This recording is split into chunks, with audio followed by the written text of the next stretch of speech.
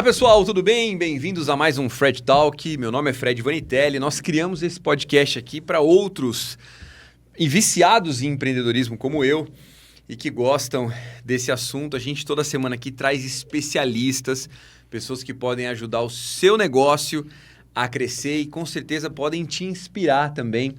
Então esse é o nosso objetivo aqui no Fred Talk. Então obrigado pela sua audiência, obrigado por estar aqui junto conosco. E hoje aqui eu tenho junto comigo um amigo e um especialista também. Eu estou aqui com o Humberto Nagata. Ele é formado em administração e marketing, pós-graduado em marketing estratégico. E é um dos crânios hoje aí no Brasil quando o assunto é ajudar empresas a aumentar seu faturamento em um curto espaço de tempo. Ele vai poder falar um pouquinho mais da experiência dele aqui para a gente, mas primeiro seja bem-vindo, Humberto. Obrigado por aceitar o nosso convite. Olá, Fred. Olá, todo mundo. Muito obrigado aí pelo convite. Satisfação imensa aí em compartilhar, mas também aprender com todos vocês. Espero contribuir bastante aí com conteúdo relevante para todo mundo. Maravilha. Humberto, a gente sempre começa o nosso podcast querendo descobrir um pouquinho, entender um pouquinho a tua jornada empreendedora, né? Hoje você é um especialista, um consultor, ajuda aí várias empresas, mas até o Humberto ali, né, que fez 18 anos e começou a decidir o que ele queria fazer, chegar até onde você tem hoje, tem uma jornada e a gente gosta muito de começar conhecendo essa jornada. Então conta pra gente como tudo aconteceu. Claro, vou tentar resumir aí em alguns minutos essa história. Acho que vale a pena começar lá quando a gente era jovem, eu cresci era uma geração um pouco diferente da que tem atualmente, onde atualmente a gente tem várias coisas digitais, vários conteúdos chegando para a gente. Na minha época, eu comecei a trabalhar sou descendente, né, de orientais, eu tive minha primeira experiência no exterior e foi muito bom ali, foi quando eu comecei a aprender sobre organização, sobre disciplina, numa cultura completamente diferente, né, e não tinha nenhum contato ainda sobre marketing, sobre o universo de negócios. Aí, a partir disso, eu comecei a ganhar uma experiência. E naquela época eu tive uma vantagem perante a empresa que eu trabalhava lá, que era falar alguns idiomas, né? E por ser estrangeiro, e a empresa que eu trabalhava, ela estava procurando pessoas para trabalhar com marketing internacional. Então, a preferência foi para quem tinha alguns idiomas, e naquela época eu tive a sorte de ter feito alguns estudos. E a partir daí eu comecei a estudar, né, a parte de administração e negócios, e o marketing me chamou atenção lá. E depois eu decidi voltar para o Brasil para continuar os estudos e tudo mais. A partir daí, logo eu já cheguei, quando recém voltei para o Brasil, né? E logo eu tinha uma experiência na Ásia, as empresas asiáticas começaram a me chamar, convidar para trabalhar na área de marketing. Aí foi onde tudo começou. Dentro desse universo das multinacionais, se aprende... Aquela minha época não tinha nem... A internet ainda era bem diferente do que é hoje. A gente fazia marketing ainda que mandava-se um projeto por fax para um cliente, o cliente recebia por fax. E depois a gente começou a ver o que era digitalização naquela época, né? E a partir daí, nessas empresas me proporcionaram uma experiência bacana, que era pegar uma ideia e transformar em algo prático, pegar um conceito internacional, adaptar isso no Brasil. Então, eu ganhei essa experiência e depois eu fui seguindo a carreira em outras multinacionais com outras culturas, anglo-holandesa, alemã, americana. A partir daí também eu tive um trabalho em empresas brasileiras, empresas nacionais, empresas familiares, e aí de tudo isso eu fui criando métodos de trabalho, o que funcionava, onde eu errei, onde eu acertei, e aí apareceu o mundo da consultoria. Então, em torno aí mais de 10 anos trabalhando na parte de consultoria, que assim, na parte bem transparente, trabalhar com empresário, com empresária. Um dos pontos mais importantes é entender qual que é a fase que esse empresário está, tanto profissionalmente como a empresa dele está. E é nessa linha que a gente vai seguindo aí até hoje, com esse acúmulo aí de experiências, mas também sempre aprendendo coisa nova que está vindo. Legal. E hoje, só para eu entender, né, no trabalho que você está fazendo, você ajuda empresas que estão necessariamente em dificuldade ou não? Uma empresa que está ali, está indo bem, mas está querendo melhorar, você também ajuda? Quais os tipos de empresa cabem dentro da consultoria? Para mim entender exatamente assim como você trabalha. Legal, Fred. Pergunta importantíssima. Eu acho que antes de definir como que ela está, a minha especialidade é um bom diagnóstico, né? Então, nesse diagnóstico, é uma técnica que tem várias perguntas, várias simulações. A partir desse diagnóstico, qualquer empresa, qualquer empresário tem um ponto a se desenvolver.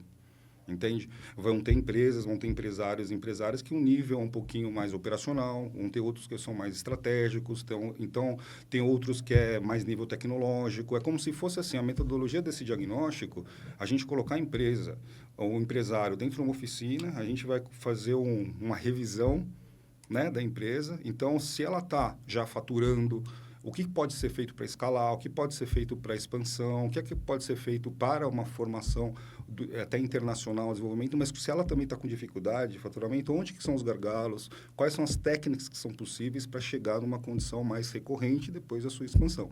Então, ou seja, dá para encaixar nesses dois modelos a partir de um diagnóstico técnico. Então, a primeira coisa que você faz quando você vai pegar uma empresa ou iniciar um trabalho de consultoria, de recuperação ou ajuda dessa empresa, é o diagnóstico, né? Uma reunião para entender o que esse cara está fazendo de certo e de errado. Basicamente, seria isso. Exatamente, exatamente.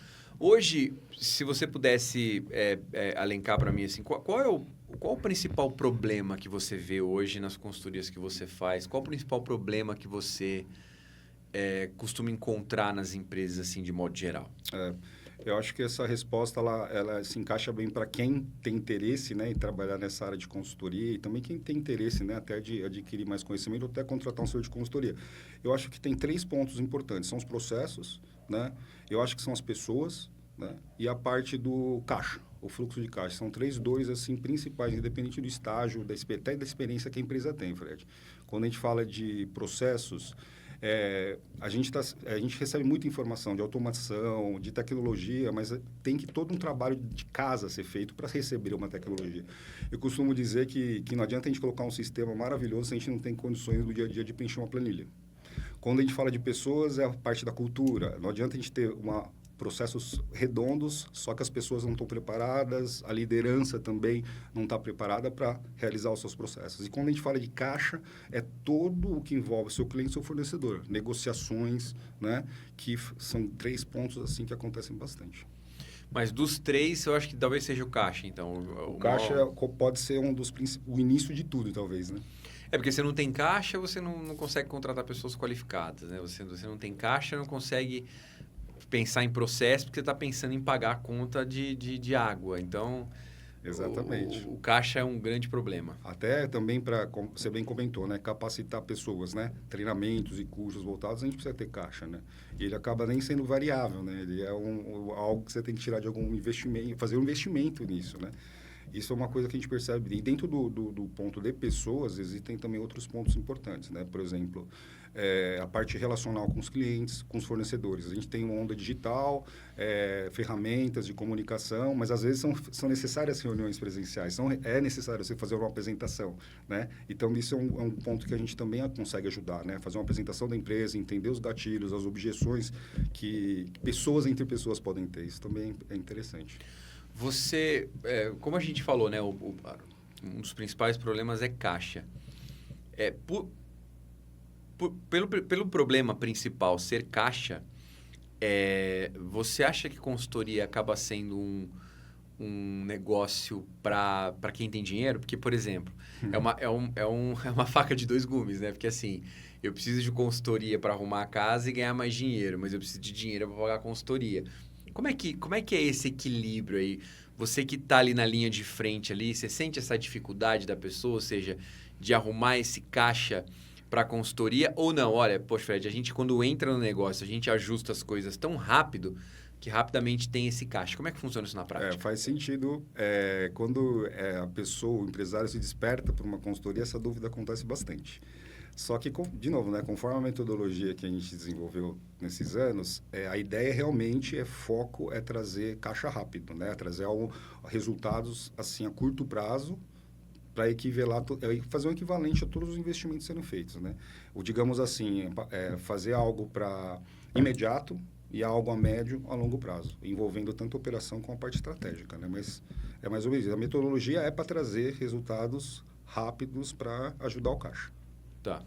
E aproveitando que a gente falou sobre isso, na sua opinião, qual que é o primeiro passo que uma empresa tem que tomar nesse foco de gerar uma injeção de caixa rápido?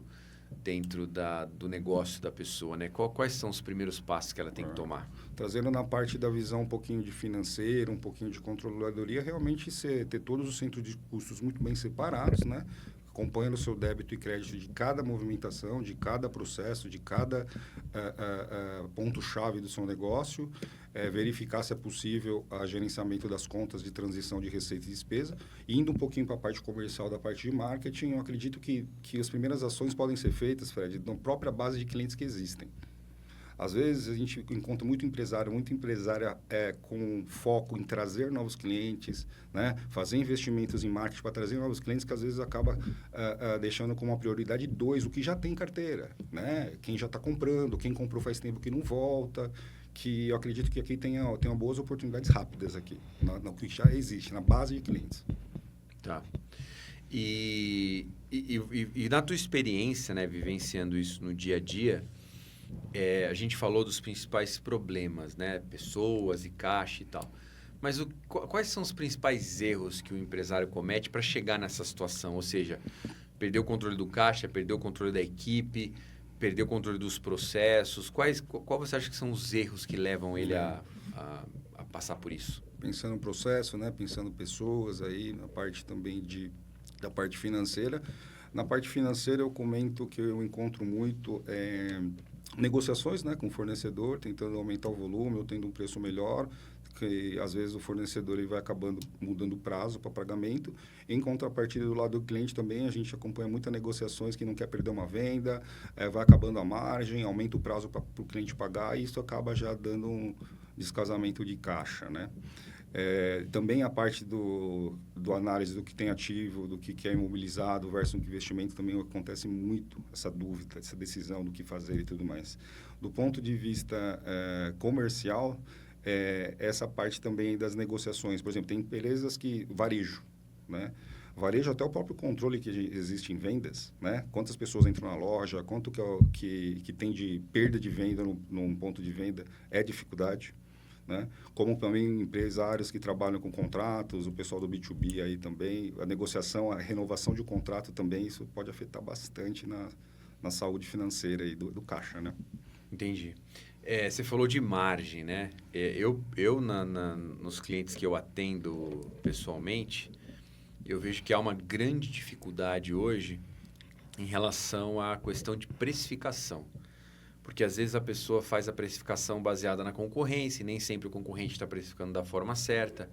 Ou faz a precificação de acordo com a necessidade do cliente, né? O cliente falou que está caro, ele baixa o preço e dificilmente ele consegue subir depois. Você sente isso também? Que precificar mal um produto pode ser uma raiz importante de problemas dentro do negócio? Sem dúvida, sem dúvida. A diferença de markup por margem de contribuição, quando a gente fala de precificação, até a parte de levantar os custos, né, do seu negócio para precificação, às vezes realmente é o que você falou, né? Acontece muito referência de mercado, né? Se o mercado está dessa forma, o preço é esse, mas a minha infraestrutura, a minha logística, né, a minha estrutura não é compatível. O que a gente tem de sugestão, que a gente vê que algumas técnicas aí que funcionaram foi, antes, né, de ver o que tem de preço no mercado, óbvio, não pode ficar tão fora, mas assim, verificar dentro o que você pode agregar valor, né, antes de você dar desconto, né? Por exemplo, 10 dicas para a nossa equipe de vendas, agregar valor antes de descer a parte do desconto. Então, tem algumas técnicas que também podem ajudar nisso, né? Mas faz sentido. Entendi. E quando a gente fala de aumento de venda, aí a gente já está falando ou seja, ajustou precificação, ajustou equipe, ajustou caixa. Depois disso, qual que é a próxima fase? Aí é entrar mesmo na questão do marketing, vendas? Eu acho que vale a pena trabalhar o marketing. Se for necessário, até fazer rebranding que o pessoal faz, né? A parte dessa parte do valor, né, mesmo, né? Verificar qual que é a proposta de valor da empresa, se ela está se posicionando como uma empresa exclusiva, se ela está se posicionando como uma marca de um high ticket mesmo. Não, a empresa, a minha marca, ela tem um preço diferenciado no mercado. Então, um interessado, um cliente da base já vai entender que o posicionamento dessa marca já é um preço maior ou também um preço de combate. Eu acho que pode entrar na parte do marketing institucional, monta um planejamento dessa marca, da parte estratégica, né, que é o que quer passar, qual que é o propósito, qual que é a visão, mas voltado tudo isso para o negócio, né? Então, e a partir disso, já sai uma política meio que comercial. A partir disso, já cria um plano de como que você vai ativar o que você decidiu, né? Aí vem a parte de montar um funil de marketing, fazer conteúdo inbound e outbound, e toda a estratégia, funil de marketing. A partir daí, já trabalhar a parte de vendas. Então, começa com financeiro, né? Ver toda a parte de equilíbrio, algumas ações rápidas. A partir disso, marketing também para tentar gerar o máximo de recorrência, que aí ajuda o caixa, né? Que a gente estava falando naquela hora. Sim. A gente ouve muito se falar hoje em dia, né? Eu acho que tem muita coisa que já existia há muito tempo, mas hoje em dia a gente tem nomes mais bonitos para isso, né? Mas muito se fala hoje em dia sobre a questão de no momento da venda, né? A gente tratar o cross-sell e o upsell ali. Você acha que é uma boa estratégia? O que você poderia dizer aí para nossa audiência, né? Algumas estratégias práticas nesse sentido aí. Legal. Então, falando em vendas, mas aí agregando um pouquinho de marketing, né? Exatamente, né? Hoje em dia, você citou bem, né? A gente que vem um pouquinho de uma geração um pouco anterior, né? Da minha época, quando você falava em marketing e vendas, um profissional, né? Fazia o marketing, o mesmo profissional fazia a pré-venda, fazia a venda, se bobear ele fazia entrega, ele fazia pós-venda ainda, né? A mesma pessoa. Hoje foi meio que ramificado, né? Não tem certo ou errado, mas do ponto de vista de implementação, né? Então, acho que o marketing, o primeiro ponto que é legal decidir é trabalhar o que você tem de melhor, o que você posicionou, entre inbound ou outbound. Para quem não conhece, né? Outbound é quando a empresa, o empresário, ele vai para o mercado, né? Fazer uma prospecção ativa, onde ele coloca pessoas, fazer um call center, um telefone, ele vai para o mercado. E quando é inbound, não. A própria empresa vai usar seus criativos, vai fazer o seu tráfego para trazer os interessados, né? A partir disso, acho que vale a pena ajudar um bom script de vendas, né? Acho que é importante para as empresas aí, os empresários tiverem um bom script que é um roteiro mesmo, né? Que quando a pessoa chega, o que você vai falar primeiramente? Eu acho que é importante conseguir colher todas as informações possíveis nesse primeiro contato. Digamos que a audiência ela é bem concorrida, né? Então, se o interessado ele te der essa oportunidade de colher mesmo, né? Então, técnicas como boas perguntas de colher informações de compra, rotinas de compra. A partir disso, nesse mesmo script, nesse mesmo documento, né? Começar já a agregar valores antes de passar qualquer preço. Eu acho que isso, ou seja, isso tudo no script, né, Fred? Então, a partir disso, vários passos nesse script já é uma técnica que dá para ser implementada. Se a empresa já tem um script, a marca já tem um script, então sempre está o quê? Renovando esse script. Né? O mercado muda, o cliente muda, a concorrência muda, o preço muda, então não adianta ter um script estático, né? Ele tem que ter sempre variações, né? Isso quando a gente fala de trazer clientes novos, né? O que também eu posso estar sugerindo é quem está na base, né? Também tem um script para quem é o seu cliente, já na base. Você fazer entender a recorrência desses seus clientes, né? Você faz uma curva ABC dos seus clientes. A ideia da curva ABC, da técnica, é você pegar o C, transformar em B, o B se transformar em A, né? E para isso, você vai entender a rotina que ele compra, a última vez que ele comprou, né? A quantidade que ele comprou, e isso tudo fazendo um script para você conversar com ele, né? Se ele comprou recentemente, é legal fazer uma pesquisa, conversar e fazer o que você falou, do upsell e o downsell. Essa é uma boa oportunidade para cliente da base. A partir do momento que ele já fez uma ação, comprou alguma coisa com você, você ir lá e perguntar, fazer uma pesquisa. Olha, você não quer receber por mais algum preço, algo, né? Entregar um combo para ele do que ele já comprou, né? Isso é uma boa técnica também para se fazer, tanto para novos clientes, mas também não esquecer da base que eu tinha comentado, né? Quando você fala de equipe, né, que você citou aí como um dos principais problemas, você acha que, pela tua experiência, né, como consultor, geralmente vocês conseguem, com a equipe que existe naquele momento, treinar aquela equipe e mudar a cultura? Ou você vê mais situações onde tem que recontratar mesmo? Que aquele cara está com muito vício e tem que recontratar e treinar uma pessoa nova. O que é mais comum? O que é mais comum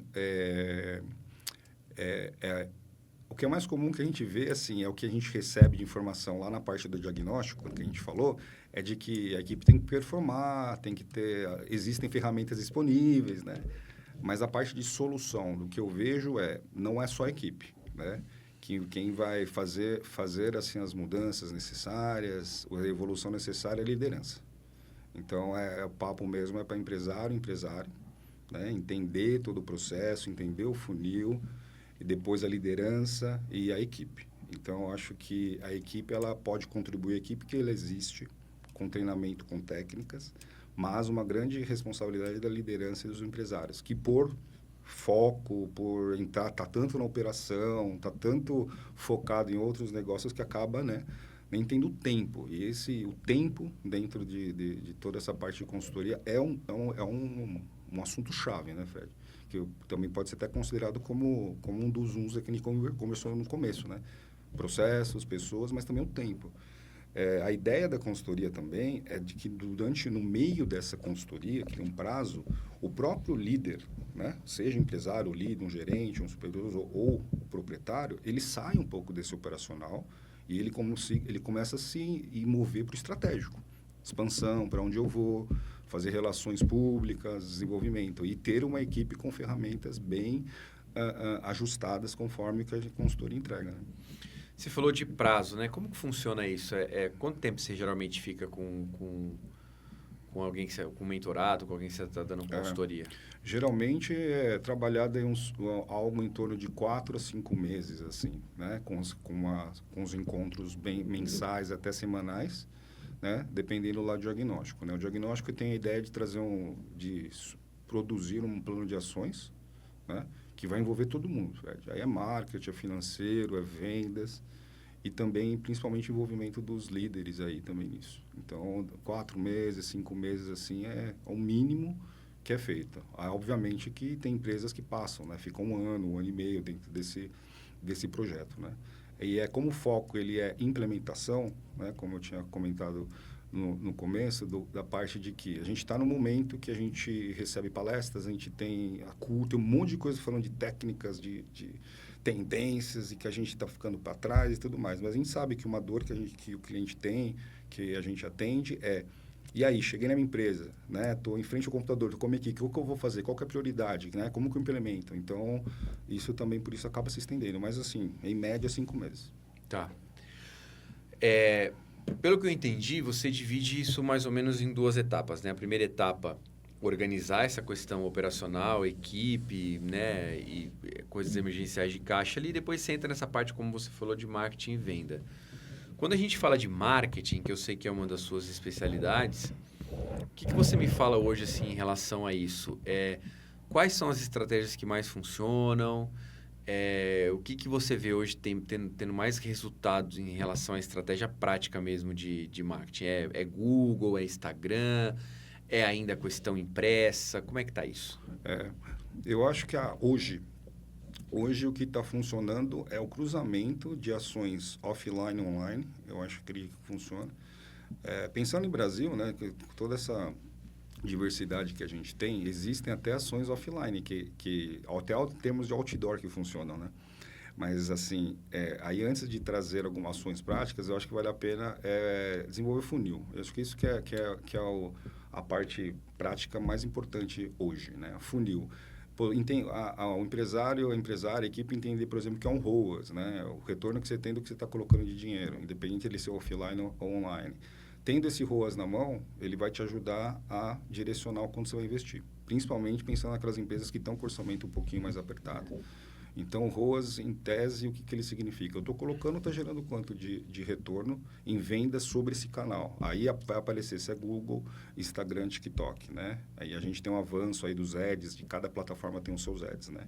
Então, ou seja, se a gente está no mercado de B2B, a gente considera, sim, que o Google ainda ele é uma fonte de geração de oportunidades. O Google é onde você tem um conteúdo mais relevante, é um texto, é onde você tem que explicar mais a parte do produto. O Google ele acaba sendo um bom retorno, né? Quando você está com uma estratégia no funil que é copy, rápido, chamar atenção para trazer alguém para conversar no canal de atendimento, Instagram, né? TikTok é essa forma, né? Então, eu acho que hoje, para ajudar a audiência, dependendo do funil, se você quer trazer algo rápido e fazer com que o seu atendimento faça a venda, por exemplo, Se for copy rápido, Instagram, TikTok.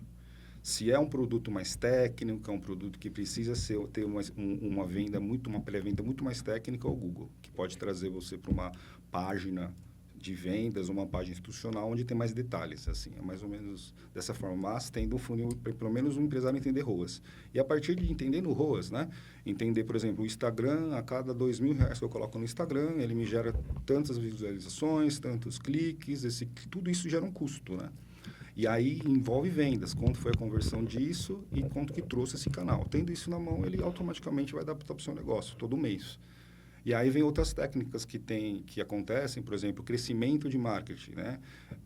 A técnica é exatamente isso. Quando você tiver o funil de ROAS pronto, você vai atacando cada ponto desse funil. Você não precisa esperar acabar o mês, né? Se esse criativo que nós fizemos um vídeo, ele não está indo bem, a gente vai lá e edita ele, faz um teste criativo para ver se dá resultado em trazer interessados em conversão. E lá embaixo do funil as técnicas que a gente comentou, né? Que é trazer bônus, trazer uma boa precificação, o upsell, o downsell que você falou, também lá na ponta do ROAS. Isso vai gerar um resultado. Então, existem sim as redes sociais ainda, Google ainda, mas aí antes disso fica a sugestão de um funil para entender o ROAS, né?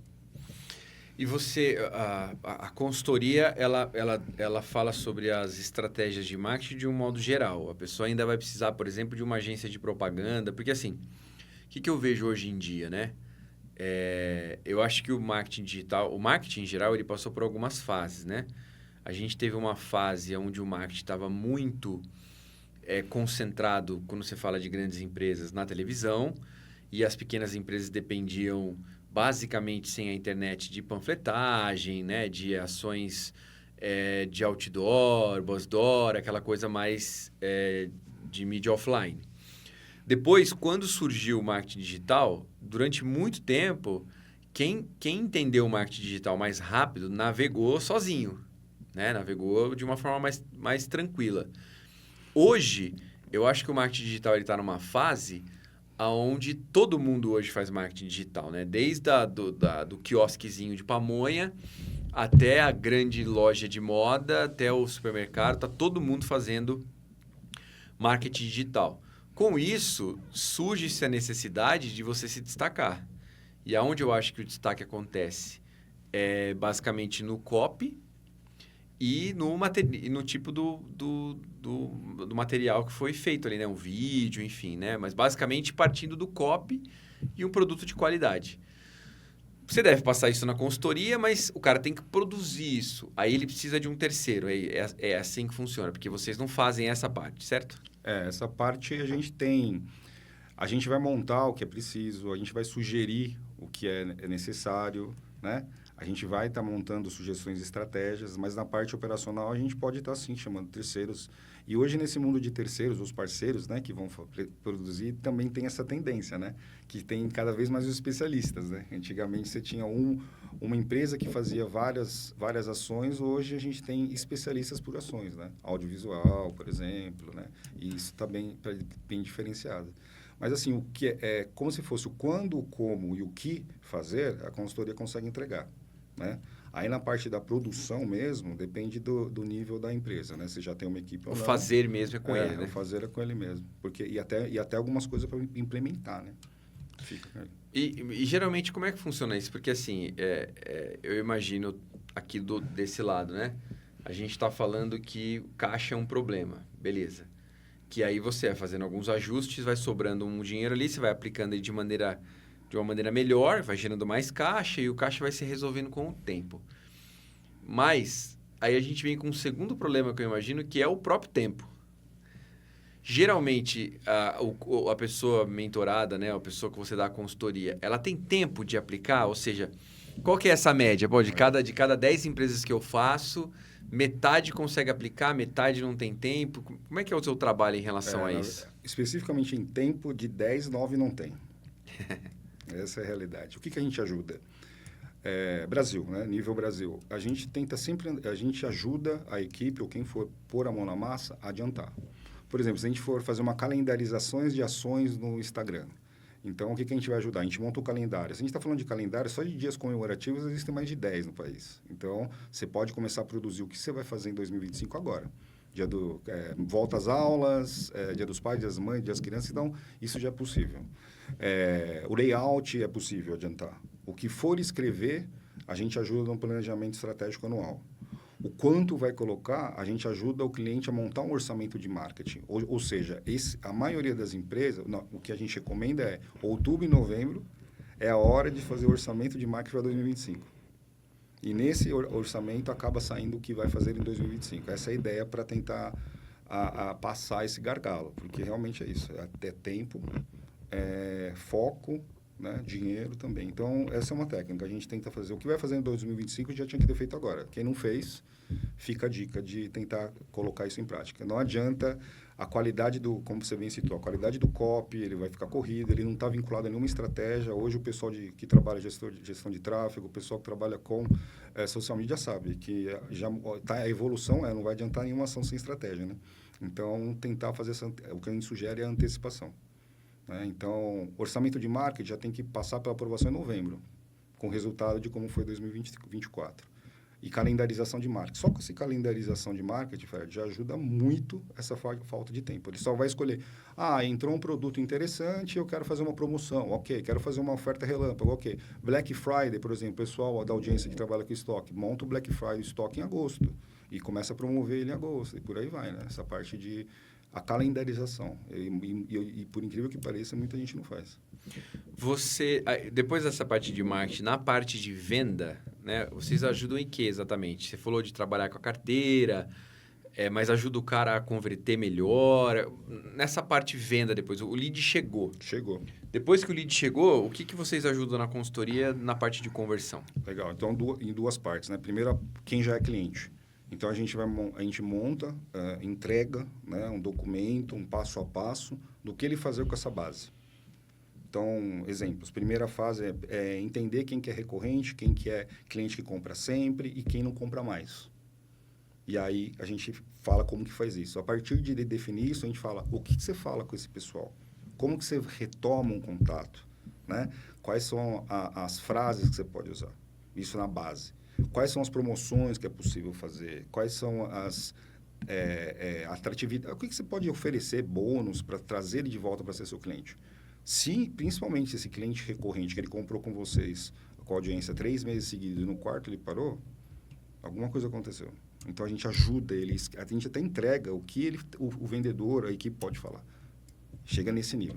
Agora, com o lead, chegou ele novo, né? Então, a gente vai montar esse script, escrito realmente, o que ele vai fazer o atendimento. De novo, a partir do momento que tem calendarização de marketing, vai ter calendarização de vendas, onde vai entrar meta, que a gente ajuda também, como se transforma uma meta, como que você cria uma meta de vendas também. A partir disso, a equipe de vendas, a liderança de vendas sabe quanto ele tem que vender por mês. Né? O próprio financeiro também já abasteceu ele do que é necessário. Então, a partir disso, quando o lead vem, a primeira coisa que ele vai conhecer o lead, ele vai fazer uma entrevista com o lead, pode ser via WhatsApp, pode ser via telefone, o que for, mas é uma entrevista. A gente mostra quais são as perguntas necessárias para colher. Porque a partir dessa entrevista, né, a gente entrega o que ele pode oferecer. Né? Então, por exemplo, se você está com um produto com uma condição muito boa nesse mês, você não precisa oferecer ele primeiramente. Você pode oferecer um outro, um alto valor, um ticket maior no primeiro atendimento, a partir dessa entrevista. Então, o que fazer no primeiro atendimento, a gente entrega, a gente mostra. O que fazer a partir do resultado desse atendimento, a gente mostra. A gente mostra também quais são os gatilhos ou quais as objeções que aparecem, o que o vendedor já pode falar nessas objeções que aparecerem. Legal, o preço está fora do mercado, então me dá referências que você tem no mercado para ver se a referência é o mesmo. Posso te falar um pouquinho da parte técnica ou quem trabalha no balcão, né? Eu fui na loja do lado e o preço está diferente, mas a estrutura é um pouco diferente. E nesse nível que a gente entra, tá, Fred? E a ideia, o que é? A gente passa para o cliente e ele vai testando, ele vai implementando. E como a consultoria tem andamento, ele traz os resultados, a gente verifica onde está funcionando, onde não está funcionando. E ajusta. E essa é a dinâmica, né? Por isso que a gente falou dos 5 meses. E geralmente tem um faturamento mínimo assim que uma empresa tem que ter para que vale a pena também ela ter uma consultoria ou vocês atendem numa faixa específica, ela tem que faturar tanto por mês ou não? Boa pergunta. Acho que tem que ser uma empresa com faturamento a partir de 60 a R$50 mil, e além disso ter pelo menos umas 3 pessoas na empresa. E também a empresa também já tem 1 ou 2 anos de tração, de ter existência para ter um pouquinho de histórico. Né? Sim. Sim, Tá. sim. Porque se o cara trabalha sozinho há pouco tempo, não vai ter muito histórico, né? E se está faturando um pouco abaixo disso, talvez ainda está tá na fase de recuperar o investimento, né? Está nesse nível ainda que não está numa fase mais tracionada, né?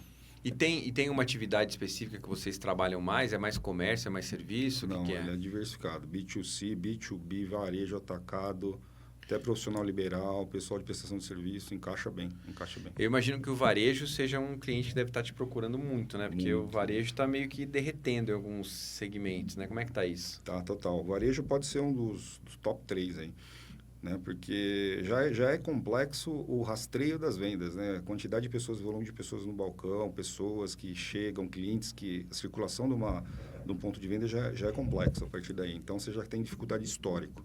Você percebe que as lojas no varejo se esforçam muito para tentar fazer programa de cadastro de clientes, por exemplo. Eu estou falando de técnicas na base de clientes, mas como que você transforma a sua base de clientes num varejo? Né? E a pessoa vem, você atende a pessoa, tenta captar um e-mail, tenta captar um telefone, o desafio já começa aí, né? Para tudo. Então, já tem dificuldade de ter histórico. A partir disso, a diferenciação que tem na concorrência. Se você está num varejo commodity, que todo mundo vende o mesmo produto, qual que é o diferencial? É um bônus, é um acessório, é algo que você coloca mais, prejudica a margem. Top 3, com certeza, é o varejo.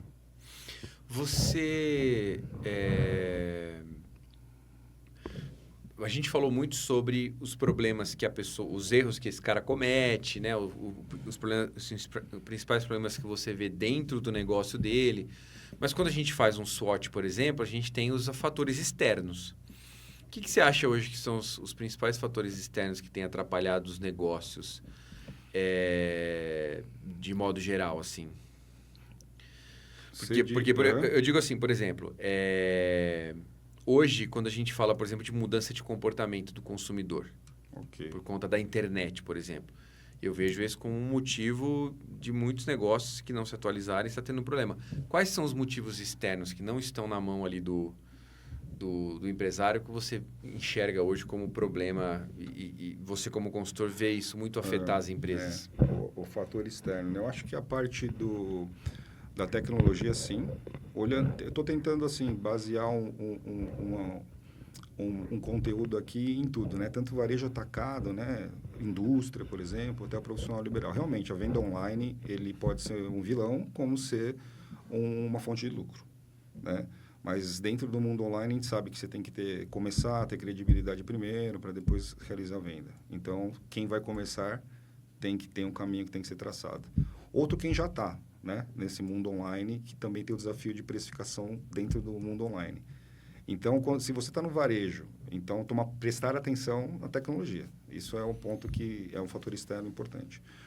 Outro fator que a gente vê, varejo atacado, e também até no próprio B2B, né, que é quando você vê o fluxo, entender também o fluxo de caixa do cliente que você está vendendo. Isso é importantíssimo, o que você está para vender. Por exemplo, as condições financeiras que o usuário final vai ter. Né? Varejo, a gente sabe qual que é o fluxo que a pessoa recebe a partir do seu salário, né? o seu dinheiro. Isso é um fator externo que atrapalha ou ajuda muito. Teve consultorias, Fred, que mostraram de que um varejo ele consegue fazer o preço que ele quer no mês. Ele não precisa ter um preço fechado. Né? Então, quando ele sabe quando o cliente final dele vai estar mais remunerado, tirando as outras contas que ele vai precisar ter, ele consegue fazer promoções, ele consegue fazer condições especiais. Então, a parte tecnológica, a condição financeira, no geral, também, aí envolve taxa de juros, tudo também vai impactar todas essas situações. Outra coisa que eu vejo, o processo de decisão de compra, ele está cada vez, ele muda. Ele está com é fácil hoje, né, a gente escolher a nossa decisão de compra mudar de onde comprar, né? O mundo online, por exemplo, eu vou comprar um tênis numa loja, eu vou numa loja eletrônica, eu vou no shopping, eu tenho o tato do produto para comprar online. Então, a varejo ele tem que ter outra experiência para vender. Então, também eu acho que tem tudo isso, né? O fator financeiro, o fator tecnológico e o fator também de apresentação de produto. Então, envolve sérias questões aí, viu? Nesse ponto.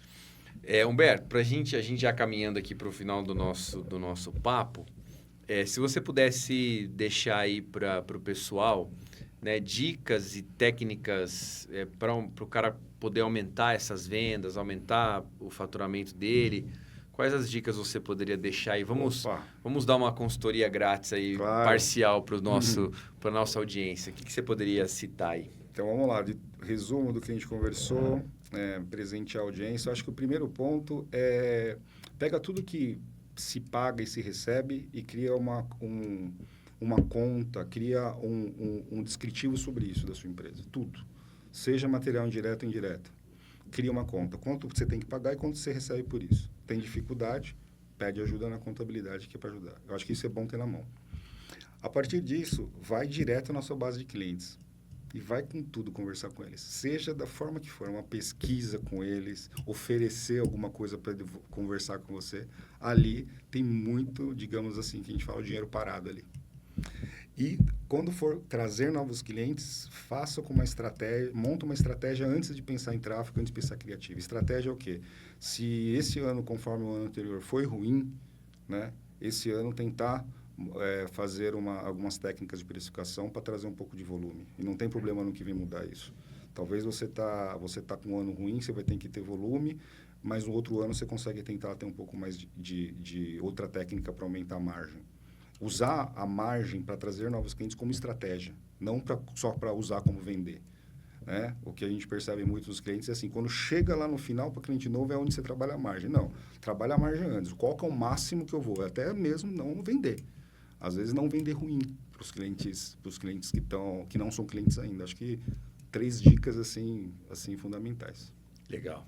Humberto, queria agradecer aí o teu tempo, você estar aqui junto com a gente. Eu tenho certeza que todo mundo que nos ouviu aí foi aí, recebeu esse bálsamo aí de conhecimento. E é muito legal porque essa é a nossa intenção aqui com o podcast, né? A gente trazer especialistas de várias áreas para poder ajudar aí a quem está nessa batalha do empreendedorismo e fazer a coisa acontecer. Então, queria agradecer aí a tua presença.